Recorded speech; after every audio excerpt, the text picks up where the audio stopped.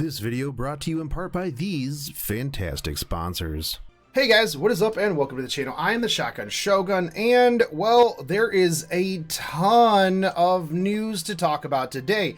But first, we got the 5-star summoning ticket. Now, everyone is going to ask me when I stream later today, hey, what'd you get for the 5-star? Hey, what'd you get for the 5-star? Hey, what'd you get for that 5-star? What was your 5-star ticket? I'm probably going to have some DMs here in a few minutes. Hey, what was your 5-star? Was it Ball? If it is Ball, I will make Burning Angel, who some of you may know from stream. I'll make him a vice captain because that's how sad I will be that I just got a Ball. But let's get this out of the way so that we can talk about all of the stuff that came out of the epic fiesta in South Korea yesterday. It was mind-blowing. So much stuff. But let's get this out of the way. Who's it going to be? Oh, it's Basar. Actually, I don't have Basar. So that was actually one of the ones that I actually wanted. So fantastic. That just leaves me with Ludwig, Tenebria, Sigret. I think that's actually all the 5 stars that I need now in before whale comments. But let's get into all of this. The developer notes. On June 9th, 2019, we were able to host the Epic Fiesta in Seoul, South Korea. Maybe next year I'll be able to, maybe I'll be able to go. I would love to see South Korea.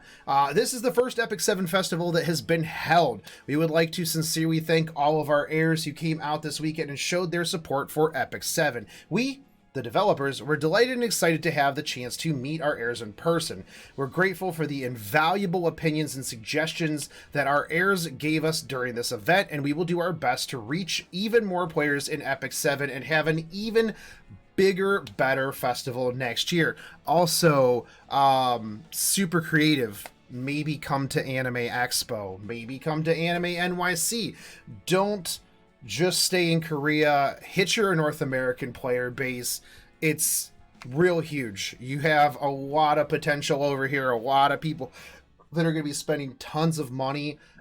Just reach out, do some stuff over here as well. Look at the Fate Grand Order North American Tour. Super good optics. Let's get a North American Fiesta Fest.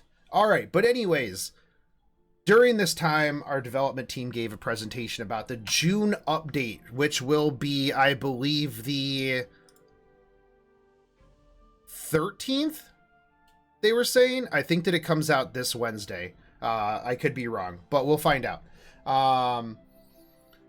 Lots and lots of content was given out. So much content. Now, this dude is super... Okay, that's right, June 13th, boys. So this week, we will be getting episode 2. Hope you're ready for the next episode.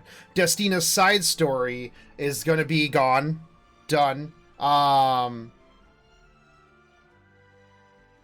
Destina's side story, Concerto of Light, Fire, and Ice, which is released on May 23rd.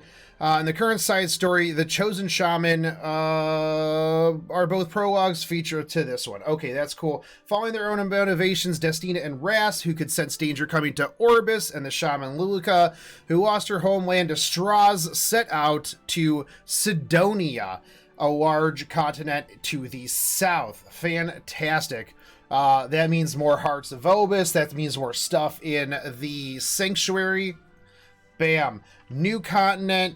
In episode 1 in Ritania, Sidonia was known as the Rotted Earth. Because most of Sidonia content is barren and rocky, it does not have large countries. Instead, it's mostly made up of smaller city-states. After gaining the trust of the city-states, heirs will join forces to stop the crisis at hand. Just as in episode 1, episode 2 consists of 10 chapters, with each chapter having 10 stages in total. There are 100 quests, of course, optional chapters and stages too. On June 13th, chapter 1 and chapter 2 will be released. Following this, we will release a new chapter every month. That is really awesome, actually. I'm actually pretty excited for that. So new connections. This is exciting for me too. There are more than 15 new 3 and 4-star heroes waiting for you in chapter 1. As you progress through the quest, players will be able to make new connections. Connections are so good. One of my favorite things in this game, because can't roll a silk, guess what? Boom, connections. Literally give you Lorena, who after specialty change, one of the best single target DPSers in the game. So we have 15 new 3 and 4 stars to play around with. That's just gonna strategies, team comps, coverage is going to be freaking huge with this. There's also monsters such as scorpions and griffins, which are native to the barren land of Sidonia, which means new catalysts most likely. There's also new enemies that have adapted to civilization in the city-states and other strange unknowns. Epic 7's story creator, art director, and background director had time to talk about Sidonia's story, the background of the city-states, the heroes that will appear, and the concept art for the monsters, which I've seen some of the concept art. Beautiful. We'll go into some of the pictures that were taken, snapped earlier. So Epic's we'll go into those. However, heirs will be able to see what was discussed in the next developer's notes, but we kind of have an idea of what was discussed. So they're revamping content improvements for adventures. Heirs of the Covenant is a key phrase for episode 1. In episode 1, the main characters had their own missions and they got tangled up in the issues that arose from those missions. Ras sought to destroy the Archdemon, and to do so, he went in search of Sanctum centered around the continent of Britannia. However, we feel that at times we were not able to convey this message as clearly as we wished. Epic 7's phrase is play the animation, which is awesome. One of the big things that I had a little bit of gripe with at the very beginning was not really invested in this story. People would be like, oh, do you like Fate Grand Order? Do you like Epic 7? More I'm like Fate Grand Order for the story, Epic 7 for literally everything else. So that is actually really cool that they are deciding to focus on more of the story, more of the message, more of play the animation. With this phrase, we wanted our heirs to know that the goal of Epic 7 is for them to enjoy the animation. Therefore, we decided to focus on the adventure so that they can enjoy the story without any interruption. Trust and harmony are the main keywords for episode 2, God Killer, which, I mean, harmony, God Killer, little off there. But anyways, in this barren land, there's no such thing as trust, and each city-state is at odds with each other. Due to this situation, there's no need to even talk about the outsider, Ras and his party. Episode 2 focuses on winning the trust of these city-states through various adventure content. Even if you clear all of the quests in each of the city-states, you still have to win the trust of the heads of the city-states. These heads of the city-states may either test you or demand something of you, which is actually, so this is going to be kind of like a rep grind, a rep quest type deal. I imagine, as you can see up here, you're going to have AP stuff like that. That's going to be really interesting. I'm really, really interested to see what comes out of that. So if you can build their trust, you'll gain treasures and breath of Orbis, and this trust will greatly help heirs in the future when they face a huge threat. So you're probably going to get a buff for like a main boss or something along those lines for how much rep you've built up with these city-states. So even more grinding. Oh, were you bored? Did you have nothing to do? Are you finished with everything? Guess what? Get some grinding going, boys. All right, so let's see. Let's look at the difficulty level for episode 2. Heirs do not have to become stronger in order to clear episode 2, as the difficulty level is similar to that of the normal difficulty. The story in episode 2 is a continuation of episode 1, and we hope that the heirs have completed episode 1 will be able to become stronger as they progress in episode 2. Now, that's a little disappointing, but at the same time, it's okay. Most people who've been playing this from day 1 would breeze through just about anything anyways, and you really don't want your newer players to clear episode 1 and then have to like work on their accounts and everything like that to enjoy the story of episode 2. Let's be real, The story isn't really like the end game content. That's what you got raids, that's what you got hunts, that's what you got abyss, stuff like that for. So the following content will provide heirs with an even better opportunity to become stronger, an even deeper abyss, 10 more levels, the automation tower, improved challenges, and much, much more. Additionally, episode 2 will not require players to repeatedly farm certain stages in order for them to become stronger. Content that will help heroes increase their strength include the Spirit Altar, where players can obtain runes, and challenges where the players can obtain equipment. In addition, as we believe that there are already a lot of energy and time-consuming content, we have added a side story where players will be able to easily obtain catalysts. What? I don't have to farm just regular nodes anymore? That is going to be really, really boss. Once players clear the adventure quest and fulfill the necessary missions for all of the episodes, players will be able to focus on other content. In the future, players will be able to fully experience the storyline in Epic 7 without interruption. So that almost sounds like, boom, hey, here's an anime. We're just going to give you the whole story. Just done. Don't even worry about it. That is going to be super, super cool. So side story, unrecorded history. With the update, players will be able to experience world difficulty of adventure mode in the new side story, unrecorded history. Following the AP exchange updates, players have been repeatedly playing through world difficulty in order to obtain catalysts. We felt that having a map that needs to be repeated several times did not follow the idea of adventure mode. Additionally, we felt that it would be frustrating for players to play through episode 2 and then have to return to episode 1 to select world difficulty again in order to receive certain catalysts. Completely agree with you. I also kind of didn't like the fact that you were limit locked to like, you have to do this map, you have to do that map. One of the upsides though was when like a catalyst could drop from a map that you're farming on an area where the catalyst, you could turn in AP for it. So that was actually kind of okay. But not always the most common one, because a lot of times the catalyst's best drop place wasn't somewhere where it was in with the AP. So let's see. Episode 1's epilogue will be accessible at any time, and players can play through it to obtain catalysts. The world difficulty for adventurers has been moved to the side story area. It will consist of the same stage clear missions and region rewards as the current world difficulty setting. Please note the AP exchange points that players had obtained from previous adventures will be transferred to the unrecorded history, and the exchange points for the existing adventures will be set at 0. In addition, epic catalysts will be removed from the AP exchange point shop. It is recommended that players who are currently playing normal and world difficulty use their AP before these changes occur if they wish to purchase epic catalysts this way. Now that is a little disappointing, because that was one of the ways that I was getting epic catalysts, but they talk about that here in a moment. Okay, thanks for refocusing, camera. In order to encourage players to experience the new side story unrecorded history, we have added new reputations which allow players to obtain catalysts. After completing the last stage of each chapter, players will be rewarded with an epic catalyst. Fantastic. 10 episodes and a story journal.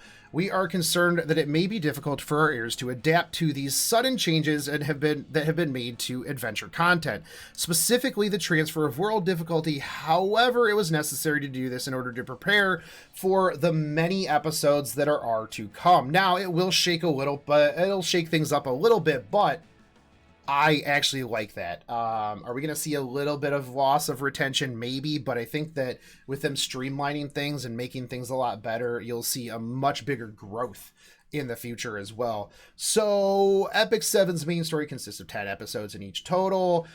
Episode 1 was the Heir of the Covenant, and episode 2, which will be released soon, as God Killer. Sometime next year, we will be releasing episode 3, which will feature the content of Eureka, consisting of countries that our heirs are already familiar with, such as Wittenberg, Lefundos, Polita, and others. That's awesome that they already have that stuff planned out. Excited about that. We plan to release 1 episode per year, including the 7th epic, which will be released as the 10th episode. So they already have 10 years of stuff? We plan to release 1 episode per year. So they literally have 10 years of content for this game already, well, probably planned out. That's really insane. Like, the fact that they are just literally down to just throw out, boom, we got 10 years of content, homie. Stick with us for the long run. That's really amazing. Most games really can't do that. So let's see. We hope the heirs will continue with us on this journey. The world of Epic 7 will be gradually revealed as new episodes are released. The developers team really wish to provide our heirs all over the world with Epic 7 IP, art, books, and other related goods. We will continue to work hard to share Epic 7 to heirs all over the world. I love that too. Don't region lock your game. Everyone wants to play this, you know, EU, Australia, Korea, Taiwan, Japan, China, North America, South America, Africa. There's probably some people in Antarctica and the North Pole that are like, man, sure wish I wasn't region locked out of this game. So anyways, the main story told in Epic 7 is detailed and intertwined with other stories. We know that it may be hard for our heirs to remember everything. That is why we will be releasing a story journal. We plan to release it around the end of June at the earliest, or during July at the latest. Players who have completed every story will be able to go through the main background story of each chapter again. Additionally, after completing these certain story points, players will be able to choose select backgrounds to enjoy from the hero's detail screens. That's kind of cool. Now, we would like to share some of the improvements that will be made in the June 13th update. With the release of Episode 2, we will also increase the maximum level for accounts to 65. Awesome. In addition, the maximum level of our secret store will be increased as well. Yes. We will be introducing new equipment sets, Rage, Immunity, and Unity, as well as increasing the drop rates for higher level equipment. Fantastic, because there's nothing I hate more than refreshing that, seeing a red item, and it's level 41. Like, fantastic. Fantastic. Improvements have also been made to urgent missions. First, there are no longer urgent missions in the world difficulty that has been transferred to the side story, Unrecorded History. However, urgent missions will still apply in Adventure. In addition, we have reduced the difficulty level of urgent missions and have increased the rewards that players can obtain from these missions. That's awesome. I already thought urgent missions were a pretty good thing anyways, so cool deal. The amount of gold that players can obtain from bounty hunt and urgent missions has been increased. Always need more gold. Also, the drop rate for 3-star penguins that can be obtained from the penguin urgent missions has been increased. Love me some 3-star penguins. Finally, the drop rate of high-level accessories has been increased, and there is a chance for players to obtain accessories from goblin crates. What? That is fantastic, because man, accessories, dude. Accessories. But let's talk about Automation Tower. Next, I would like to give you more detail about the June 27th update. In this update, we will drastically reduce the difficulty of obtaining and enhancing equipment, including accessories. What? In the late January update, we made adjustments so that it was possible for players to obtain accessories from hunts. However, we found that there is still a shortage in the amount of accessories when compared to the number of heroes, making it difficult for players to fully equip all of their heroes. We have plans to address this issue so that players will be able to more consistently equip their heroes with equipment necessary in order to increase their strength. 8,000 energy I've spent on Golem 11. 0 Corvus necks. 0 Dark Corvus necks. Frickin' rip. So, Automation Tower. Vital Epic Accessory Reward. First, we have the Automation Tower. This tower has 100 floors, and players' progress will reset on the first day of every month. Even though the update will be on the 27th of June, players will only be able to enter it on the 1st of July. In this tower, players will be able to obtain various levels of epic accessories and accessory charms. As the sets and stats for the accessories that can be obtained from the Automation Tower are good, we believe that it will be very helpful for our heirs who want to increase their hero strength. Players will also be able to receive Molagoras and Galaxy bookmarks as rewards. What? Yes, please. That is actually another way to get molas, because those bad boys are real rough. Okay, so the enemies players will meet in the automation tower, and the rewards that can be required will change every month. That's pretty cool, keeps it fresh. We will also prepare a hard difficulty level if there are a lot of heirs who manage to reach the 100th floor. That's also really cool. The second big plan that we have is the completion of the sanctuary. First, we will open up the alchemist steeple that our heirs have not been able to access. And the alchemist steeple players will be able to craft charms and transform catalyst into different catalyst. That is amazing. That's amazing right there, because I have so many bell mice charms and like leather sheaths and stuff like that, and I'm just like, gross. Okay.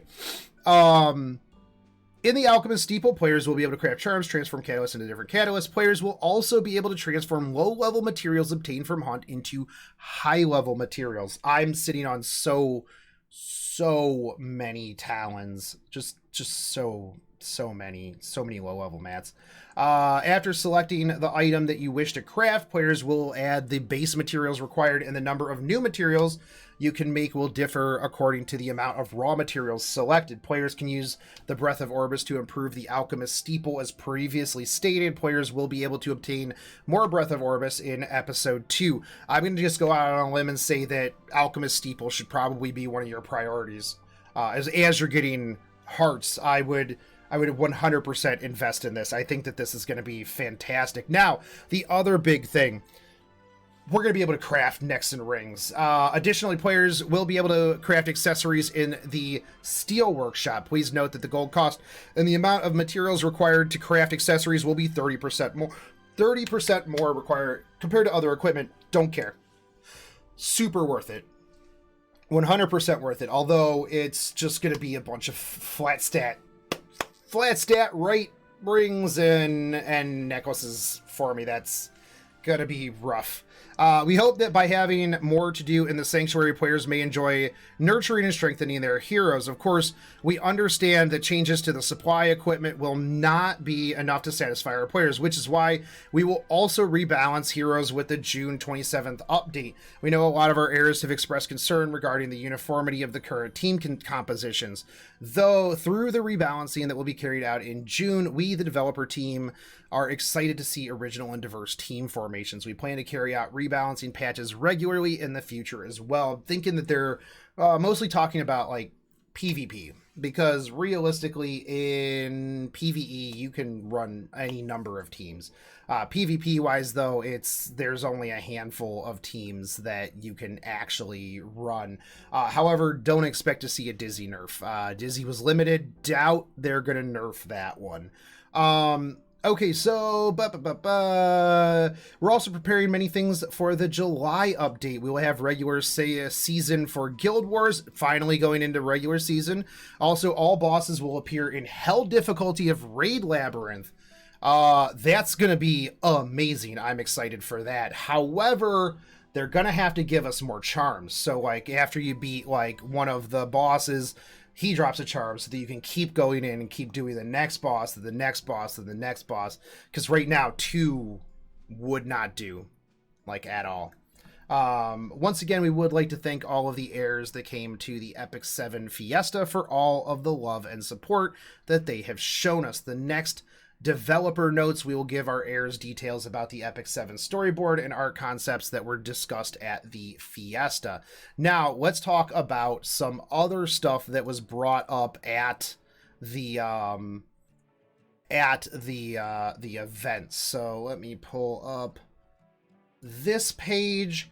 So thank you to the people on Reddit, Scatavia, for this nicely detailed things here. So summary so far: ML Ravi, ML Basar, and new heroes are coming. 15 new heroes, 3 stars, 4 stars. 2 to 4 stars are from 2 to 4 heroes are for connections. Accessories can be crafted.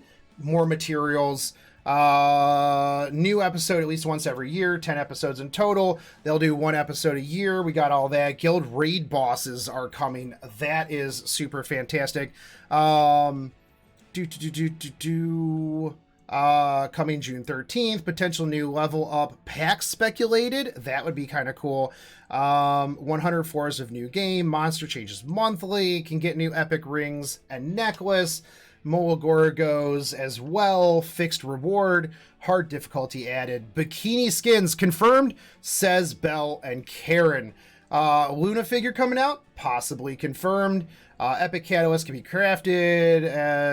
I think we went over pretty much everything that is here, other than some of the pictures. But let's go through some of these pictures that were posted. So here you see some alternative skins, stuff like that. This is potential for also Moonlight versions, because you have the different outfits, but this could have just been this storyboarding that they were talking about. Moonlight Basar. I am digging the different colored eyes. I think he will probably have something to do with Luluka because of the eyes thing. I like it when they show this stuff where they're like, here's how we build the characters. Really want to see when they put out that art book. This is Moonlight Ravi. I don't know how I feel about that. This is the catalyst thing going through here. So yeah, we saw all these. I'm pretty sure that this is going to be the guild raid right here. And I am super, super pumped for that. Super pumped to see what that is, what we get, and how that goes. Yeah, here is some skins, summer skins and summer characters, man. I'm hoping that it's just a skin that you can buy and it's not a whole new character. Because you already take enough of my money. Super creative, please. New characters. I'm digging this one on the right hand side with the horns. Will wail for demon horns and Anna Ahage. Yeah, Summer says, are you kidding me? Like, this is so sweet. I'm so excited to see that they're doing stuff like that. More stuff that'll probably be in an art book. This is crazy, like how much stuff goes into like these characters. More flat as justice, man. But I'm digging her scissor weapon. For reals. This is a bunch of stuff that we already seen. Here is the Luna figure. Let's see. I think I had a better picture of that. Well, we'll find out. I know there's a better picture of this Luna figure, but I can guarantee you that if this is mass produced and it comes to the States, ya boy's gonna get one for sure. Double up pictures. Moonlight Ravi, more pictures, more stuff, automation tower, doubled up pictures. This is super cool though. I am really hyped for summer stuff, man. It's gonna be interesting to see. I don't know what this is, but I think this is gonna be the season. This is probably how they're gonna promote the Guild Wars season. Here's some new creatures that you're gonna see. I like these gnolls, these dagger gnolls. Is she a straight up magical girl? Because that's some magical girl transformation stuff right there. That's gonna be super cool. And this was really nice. I'd love to get this like in a print at some point, like all of the character sprites together. Real cool. But like, yeah, these Moonlight Ravi, man, like doesn't even really look like Ravi though. Like people are like, oh, this is Moonlight Ravi. I'm like, where are the horns? Where are the tail? Like, what is even going on? Do want girl in the middle though. So much stuff that's coming out. They blow me away all the time with the things that they come out with in this game.